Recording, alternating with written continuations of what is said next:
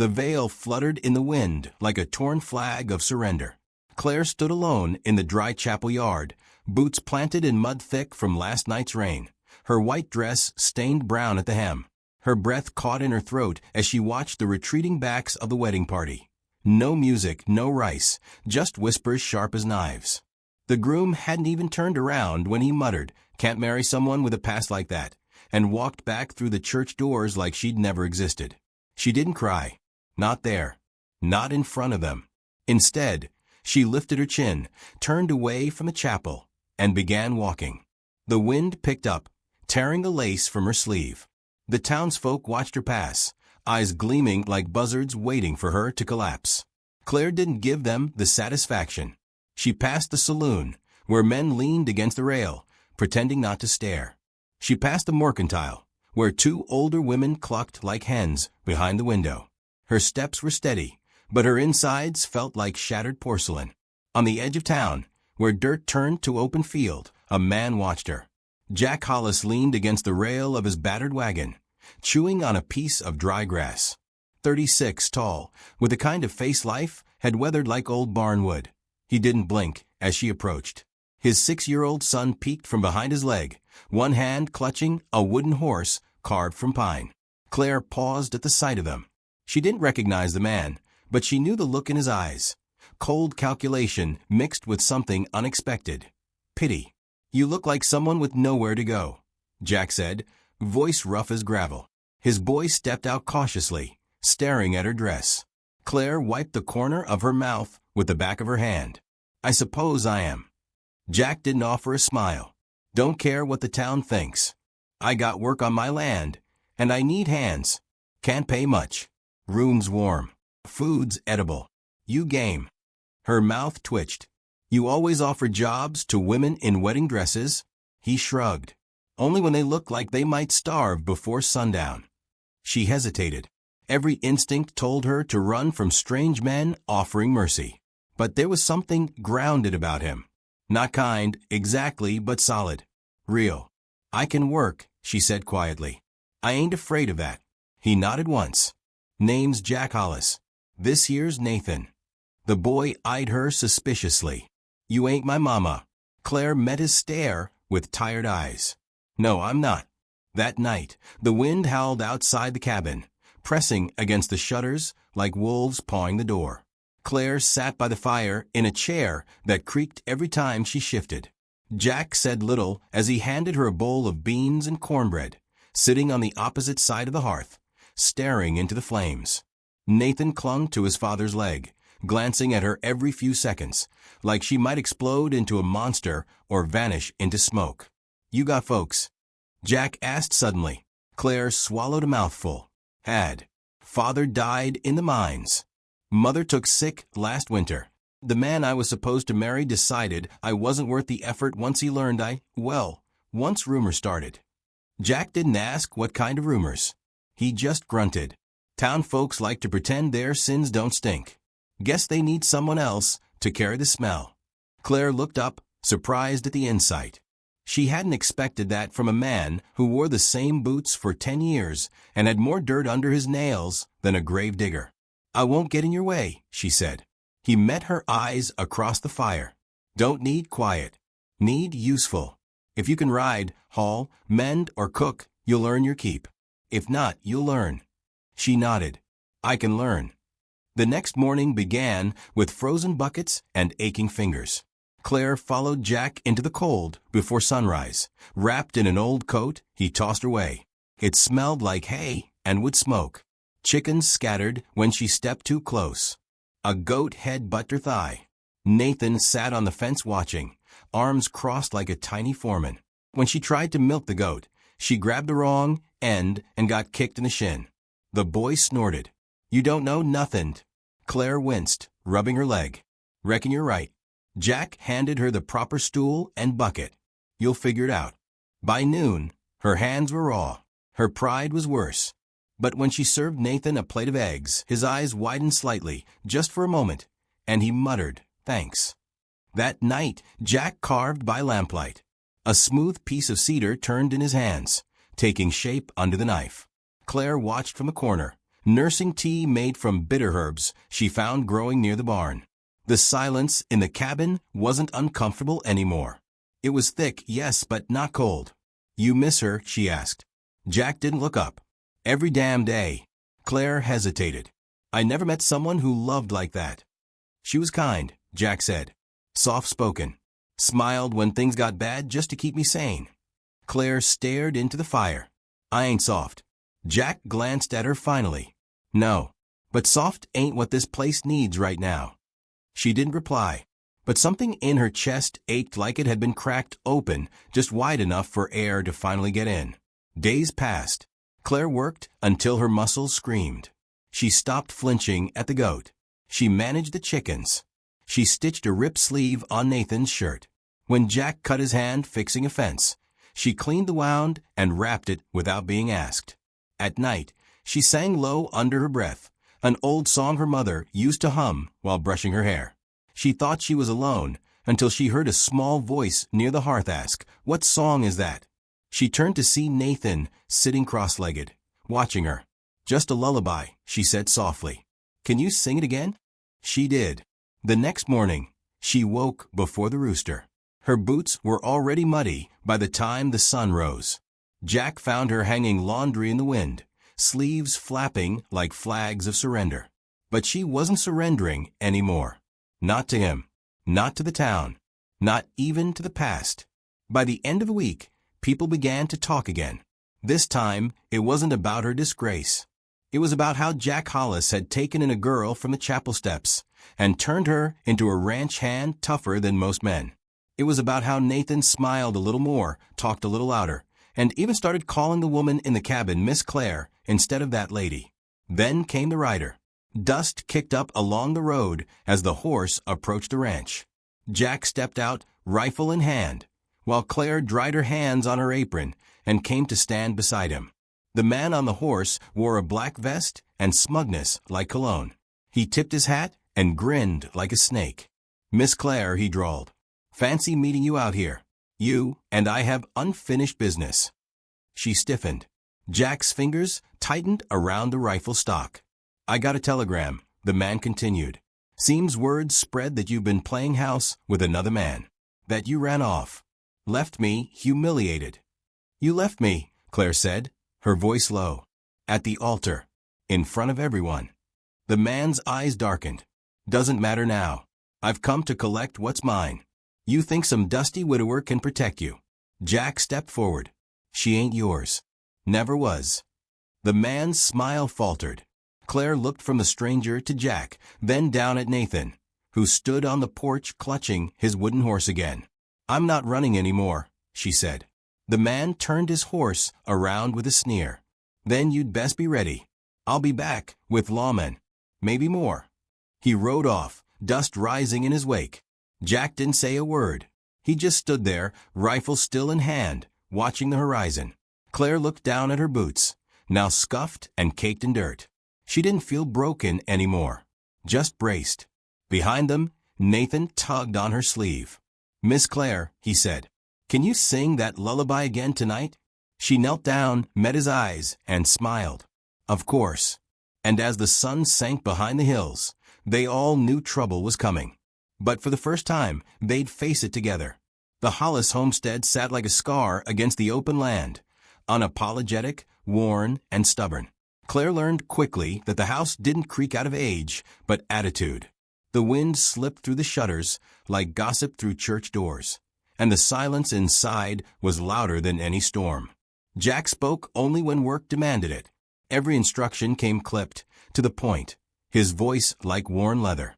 Nathan followed his father's rhythm, quiet and observant, always watching. Claire had lived in noisy households, ones filled with music, arguments, laughter. But here, silence was law. She made her bed with military corners and kept her hands busy from dawn to dusk. Jack showed her how to repair a busted fence rail, how to brace her back when lifting hay bales, how to check the well without getting bit by whatever had made its home down there. He didn't teach with patience. He taught with necessity. The quiet wore on her at first. The long pauses between chores and meals made her feel like a ghost in her own skin. She didn't know whether to fill the space with words or respect it like sacred ground. At supper, the only sounds were the scrape of forks and the occasional snort from the stove's pipe. Claire would glance at Nathan, who would glance at his father, then look back at his plate. It was a language of nods, of shared glances, of unfinished sentences. One night, she cleared her throat, half ready to offer conversation. Jack looked up once, and her words caught like a burr in her throat. After dinner, Jack would whittle beside the fire, his knife shaping softwood into small figures or crude tools. Nathan sat close, pretending not to care, but sneaking peeks. Claire, seated in her corner, mended shirts with neat, methodical stitches, listening to the knife slide through cedar. On the fourth evening, she ventured, "Didn't expect this much peace out here. It's almost unnerving." Jack didn't lift his head. "Peace is what you make of it. Suppose that's true." Nathan looked up from his drawing. "My mama used to talk a lot. Sang songs when she cooked." Jack's jaw tightened. The knife paused. Claire met Nathan's eyes gently. "She sounds lovely." He nodded. "She laughed all the time, even when Pa burned the biscuits." Jack stood abruptly, muttered something about the barn, and left into the night. Nathan's voice dropped. "I think I said too much." "No," Claire said softly. "You didn't." The next morning brought more than chores. It brought frost. The kind that turned breath to fog and turned boots to blocks. Jack didn't wake her. By the time Claire rolled out of bed, he and Nathan were already outside. She dressed fast and ran out, slipping in the ice-glazed yard. Jack was struggling with a frozen gait, steam rising off his shoulders. He didn't look up. "You should have woke me," she said, panting. "You needed the rest," he muttered. "The frost didn't. I'm not porcelain." He finally turned, meeting her gaze. "Didn't say you were." She grabbed the pail and headed toward the well. The rope bit into her hands, cold and stiff. When she hauled it up, it caught, jerked, then released with a snap. Claire staggered back, splashing water across her boots. Jack approached, took the bucket silently, and poured half into Nathan's dishpan. Claire watched him, jaw set. "You gonna teach me, or just wait for me to fail?" He blinked, surprised. "Didn't think you wanted teaching." "I want to do more than just survive, Jack. I want to contribute. I don't need coddling." A long silence passed. Then, finally, he said, "You grip the rope like this, tight but not stiff. Feel the balance." She followed his instruction, this time managing a clean haul. Jack gave a faint nod. It wasn't praise, but it wasn't nothing. Later, while repairing a split rail, Claire caught her finger on a rusted nail. Blood welled up, dark against pale skin. "Hold still," Jack said, reaching for a cloth. His hands, rough and calloused, wrapped hers with surprising care. "Need to boil this." She watched him prepare a kettle over the fire.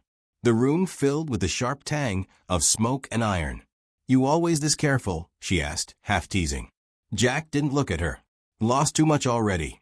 Don't plan on losing more." That night, the wind howled harder than ever, rattling the shingles like angry spirits.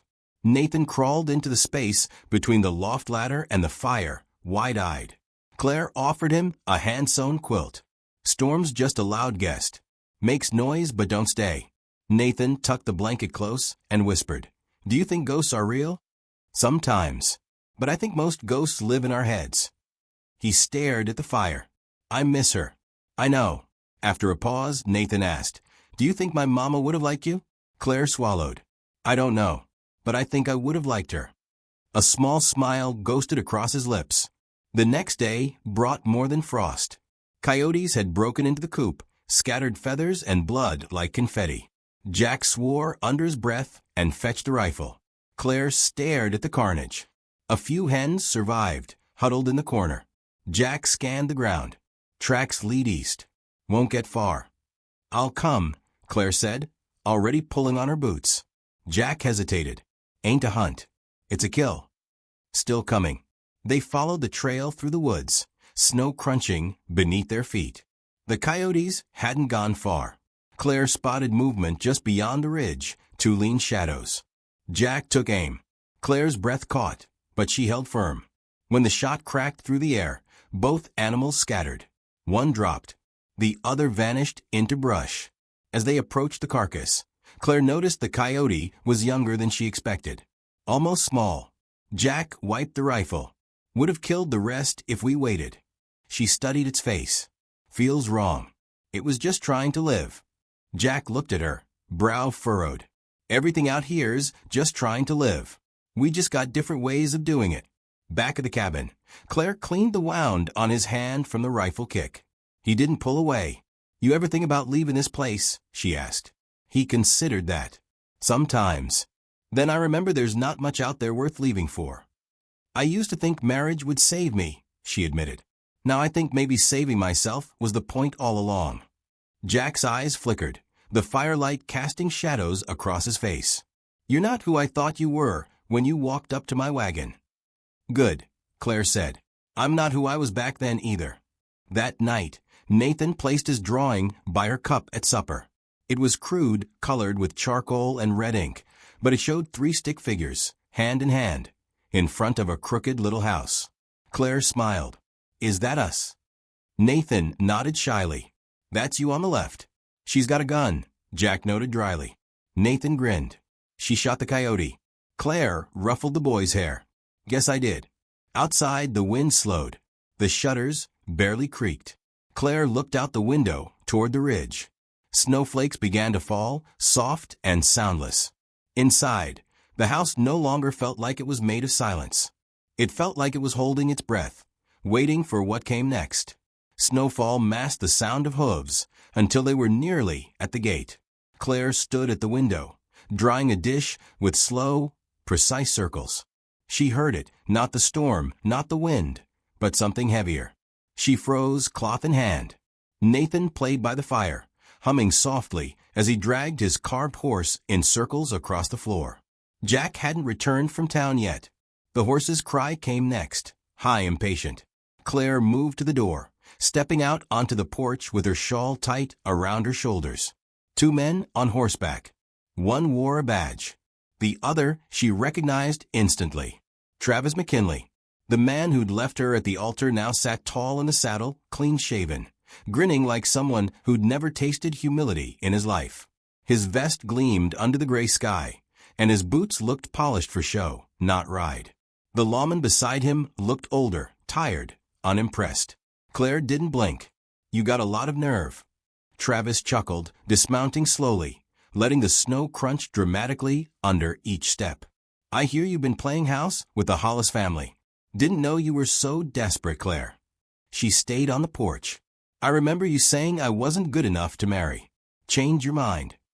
Hardly, he sneered. But you ran off with property that wasn't yours. You humiliated my family. The town's still talking. You belong with me. I belong to no one, she snapped. The sheriff cleared his throat. Claire, there's been a petition filed. Travis here claims you breached a marriage agreement. His family has influence. I was sent to bring you in to testify. I never signed a damn thing, she said. The sheriff shrugged. Doesn't matter. They're pushing it like it's legal. Judge in Cross Point wants you to show in 3 days. Nathan appeared behind her. Claire blocked the doorway instinctively. Travis spotted him and grinned wider. Well now, he said. Looks like the boy's already calling you mama. Nathan narrowed his eyes. She's not. But she's better than you. Claire almost smiled. He's right. Behind them, boots crunched against snow. Jack had returned. He said nothing at first, just surveyed the scene with an expression carved from stone.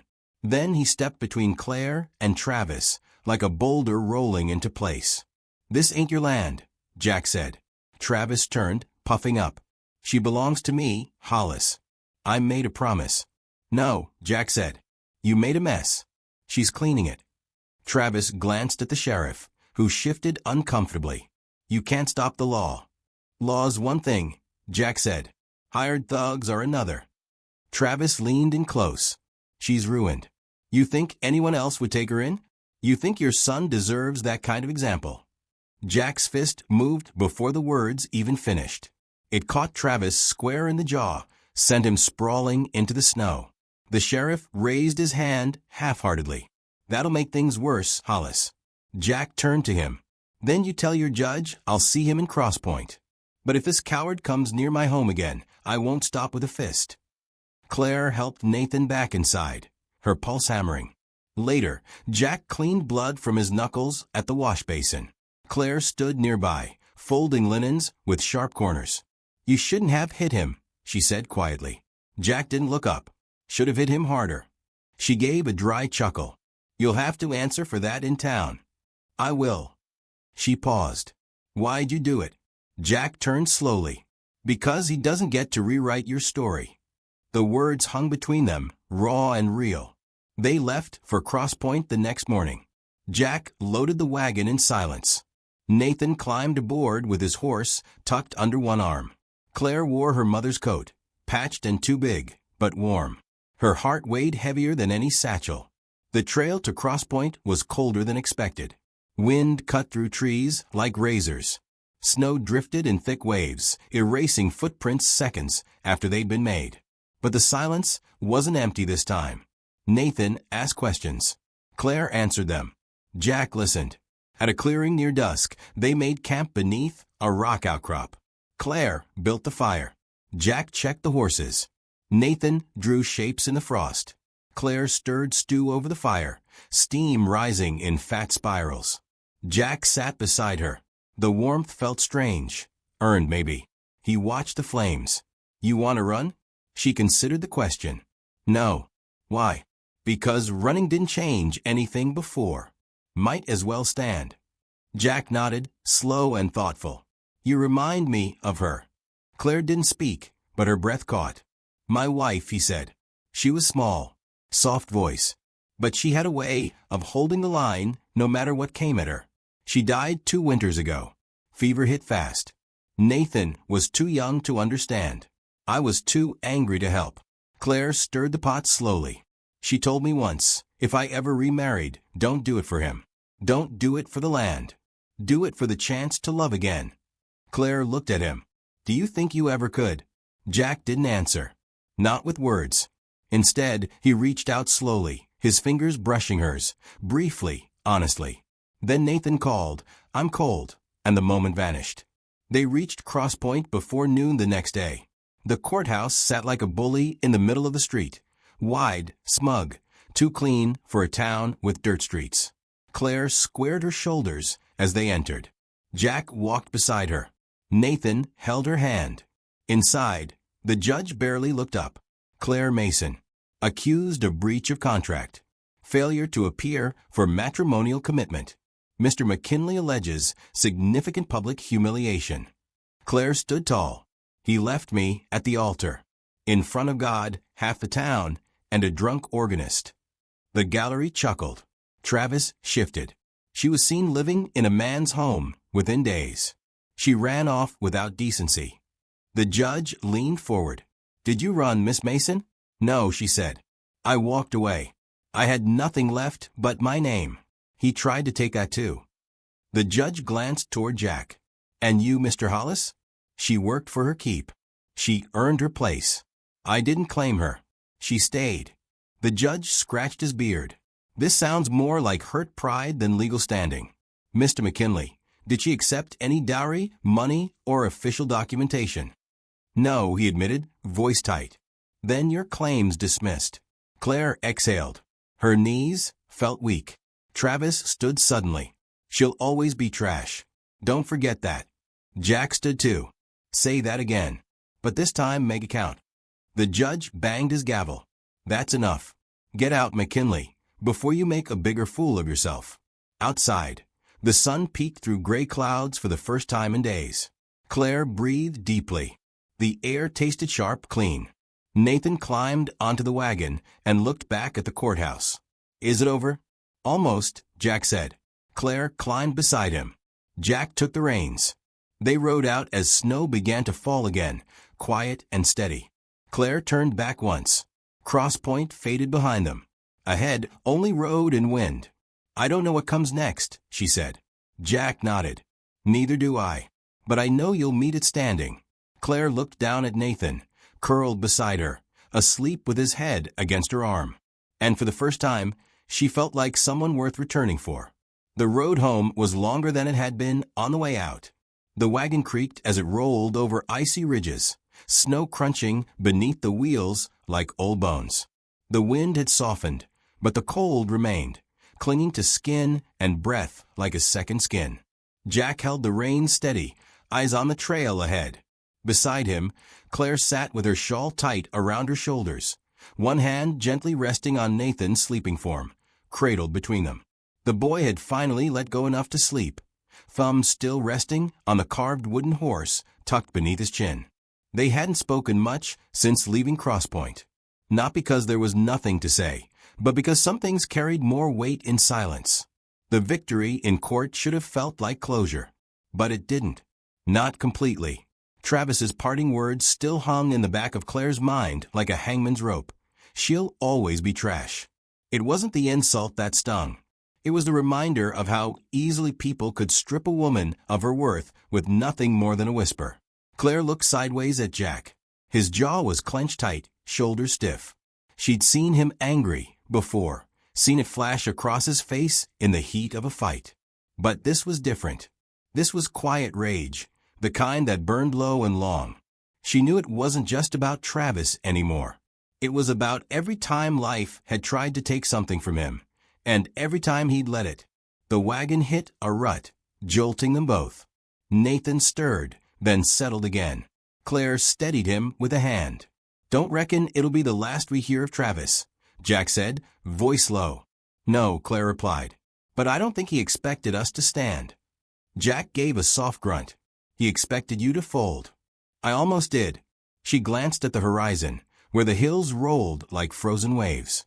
"But then I saw your face when he spoke to Nathan, and I knew folding wasn't an option." Jack met her gaze. There was something in his eyes she hadn't seen before, an invitation. Not to comfort, not to protection, but to stand beside him. They stopped at dusk beneath a crooked tree, bark stripped bare by winter's bite. Jack built a small fire, while Claire cooked a thin stew. Nathan woke groggily, rubbing his eyes before crawling into her lap without a word. She wrapped her coat around them both. Jack watched them from across the flames. "He called you Mama again in his sleep," he said softly. Claire looked down at Nathan, who now breathed easy in her arms. "Did he?" Jack nodded once. He didn't even call his real mother that, not at first. He was just her. Like he didn't want to believe she was gone. Claire ran a hand through the boy's tangled hair. "And now, he's starting to believe again." The fire crackled. Night pressed in close. Jack shifted forward, elbows on his knees. "I need to ask you something. No games. No waiting." Claire looked up. "All right." He took a long breath. "I don't want you to stay because you feel like you owe me. I don't want to pretend this is something it isn't. But I've been thinking we built something. Not out of love at first sight or some fairy tale, but out of grit, out of need, out of truth. And I don't want to go back to that house without you in it." Her heart thudded. "You said once that you didn't need saving. I believe that. But maybe we could save each other." Claire was quiet. The firelight danced in her eyes. "I don't want to just be his mother," she said finally. "I want to be yours too." He blinked, caught off guard. "I mean," she corrected quickly, cheeks flushing, "I want to be yours. Not a ghost. Not a stand-in. Just me." Jack stood slowly, came around the fire, and knelt beside her. He brushed a stray lock of hair from her face, fingers rough but tender. Then he leaned in and kissed her forehead. Simple, unhurried, real. "We'll do this slow," he whispered. "But we'll do it right." The wind shifted. From the dark woods beyond the fire came a sharp sound. Snapping twigs, hurried hooves. Jack stood in an instant, rifle already in hand. Claire moved Nathan behind her, grabbing the poker from the fire. Her eyes scanned the trees. Another crack. A figure broke into the clearing. A rider breathless, coat flapping, horse lathered in sweat. He pulled up hard, dismounting with urgency. "Jack Hollis." Jack stepped forward, rifle lowered, but ready. "That's me." The rider panted.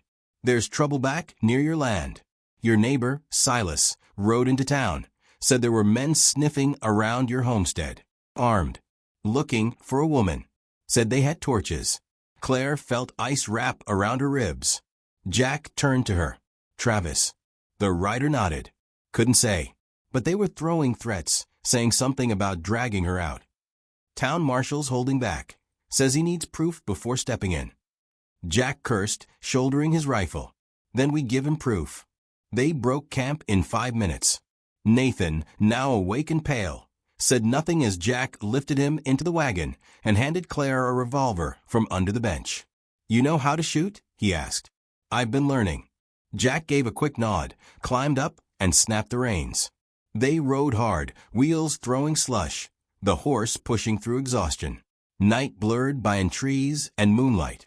When they crested the final ridge, they could see the glow on the horizon, orange, unnatural. Claire's breath caught. The barn.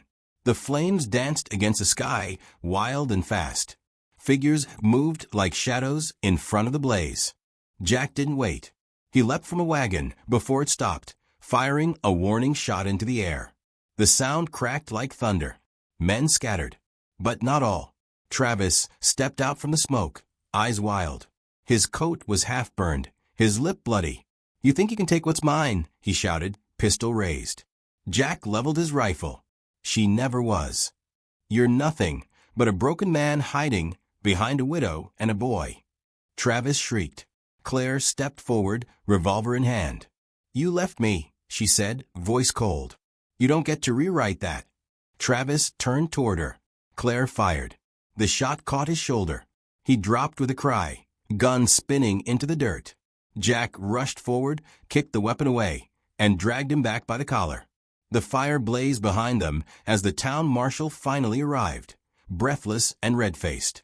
He took one look at the scene and ordered his deputies to put out the blaze and haul Travis to the jailhouse. Claire stood still, revolver lowered, breath shaking.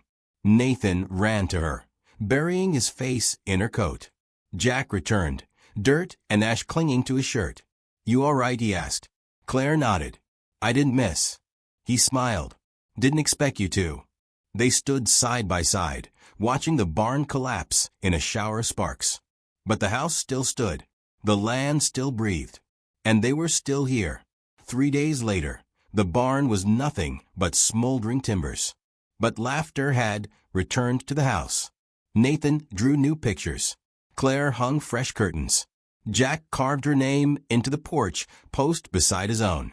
One evening, as the sun set over a field still sleeping beneath snow, they stood together on the porch, 3 shadows beneath a sky turning gold.